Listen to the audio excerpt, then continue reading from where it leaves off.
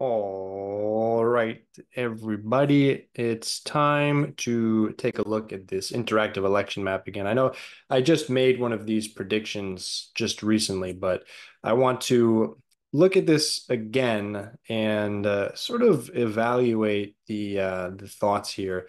So this is where I had left last time, Kamala with winning Nevada, holding on to Georgia, Pennsylvania, and Michigan.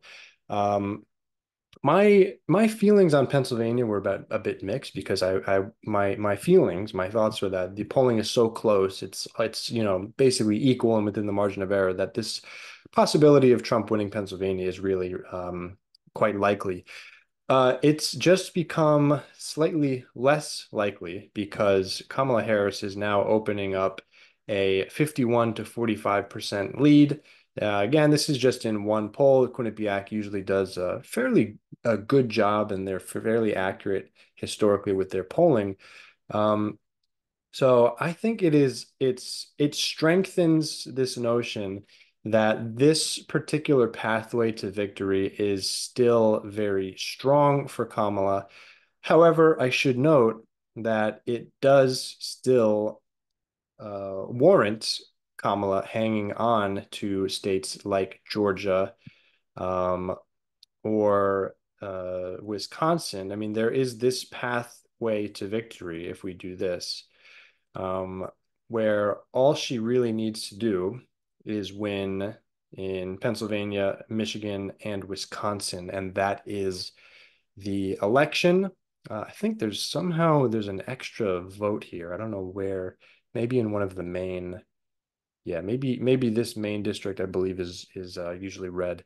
Um, but the bottom line is, I am not extremely confident in Wisconsin. I feel fairly confident to say Michigan is solid blue at this point, fairly confident to say that Pennsylvania will hang on. I don't feel as good about Wisconsin, and that is sort of, again, because of the secret Trump vote that comes around.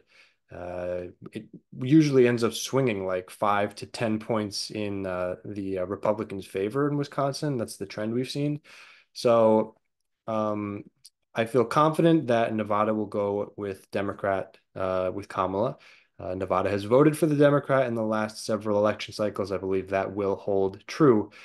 So again, then you are stuck with this map, and where has Kamala made the most progress?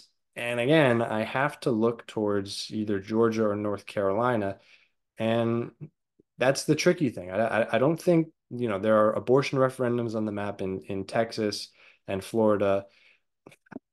I don't know how those are going to affect because we just don't have any data on that. I mean, we will need more polling on that.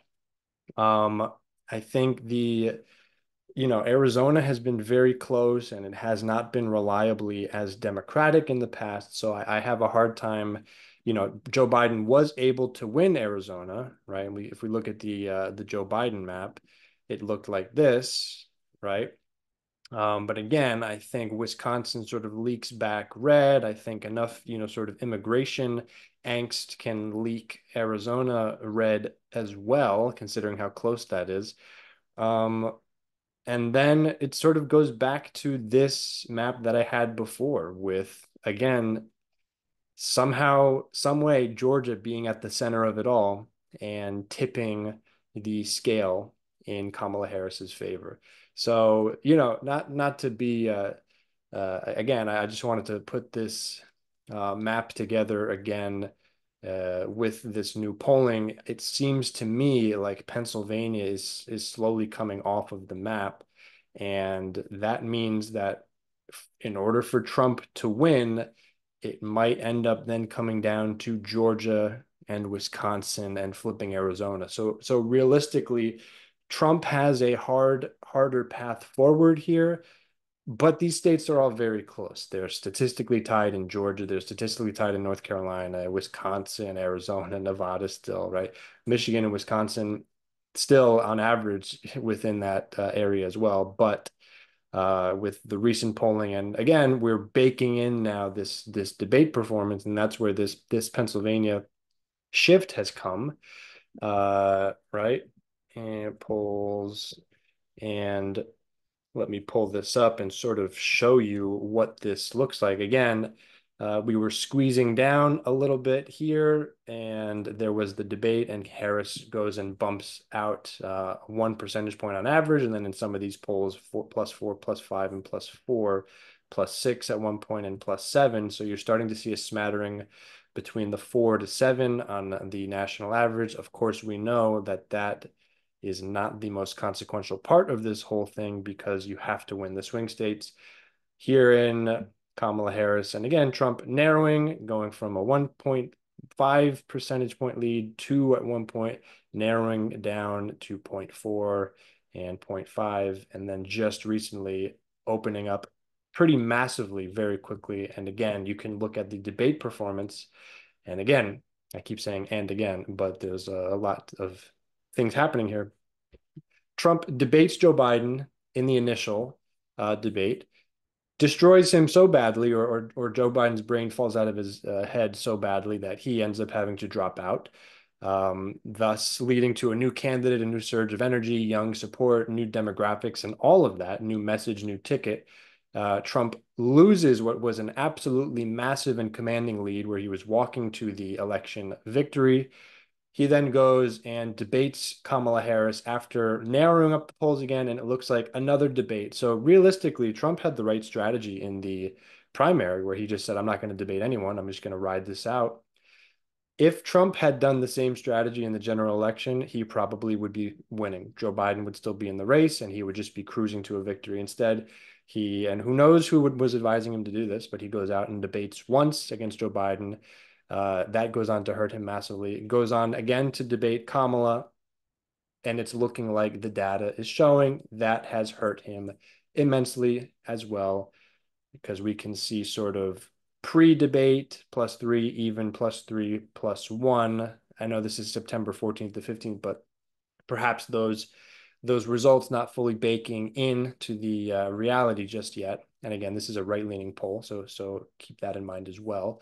And then the most recent polling coming out and just again exploding in Kamala Harris's favor in Pennsylvania. Probably going to see some of the similar shifts in other states. And then what does that mean for states, again, like Georgia and North Carolina, where it is already as close as it is, right? So these are the things that we have to keep in mind. I'm going to keep my map the same for now. This is how I feel at the moment. Some strengthening and solidifying on the map for Kamala Harris, but a lot of these things, these states within their margins of error still. And we will see. We will see how that evolves. Let me just update some colors. Iowa had gotten a little closer. It's still going to go fully red though. North Carolina, very close. Georgia, very close. Pennsylvania, a little more solid. And Michigan as well, decently solid. Wisconsin, Arizona. Yeah, just to update a few things there. Anyway, let me know what you guys think. Some interesting stuff. We'll see what happens in the next round of polling, and it's getting close, guys. We are, just a few weeks out from the election, realistically, just a few weeks. So we'll see how that goes. Let me know what your thoughts are, and I'll see you in the next one. Peace.